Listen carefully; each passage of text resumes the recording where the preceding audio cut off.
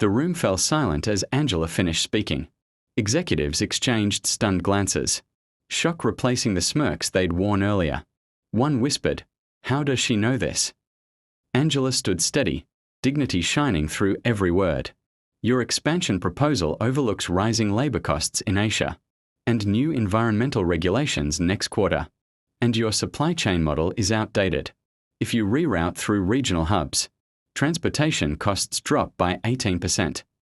What had begun as a cruel joke suddenly felt like a masterclass.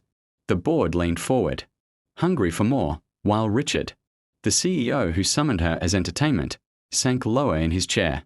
His face reddened as she continued pointing out strategic flaws. Then added calmly, 82% of your customers are under 35. Digital-first strategies and influencer-based campaigns would increase engagement by 40% at half the cost. When she finished, the silence was heavy. Richard finally stuttered, "Where did you learn all that?" Angela raised her chin. "I have a degree in business administration. I graduated top of my class. I applied for a position here 2 years ago. No one called. Bills don't wait, so I took this job to survive." The CFO immediately stood.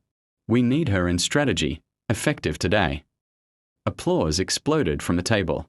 Executives who moments ago laughed now nodded with deep respect. Angela's eyes filled, not with sadness but victory. She had entered as a maid, underestimated and mocked, but she walked out hired as senior business strategist. Head held high.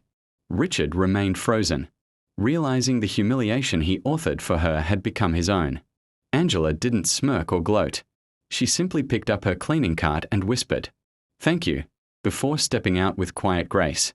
She hadn't come to prove anything, but brilliance needs no permission, no title, no expensive suit.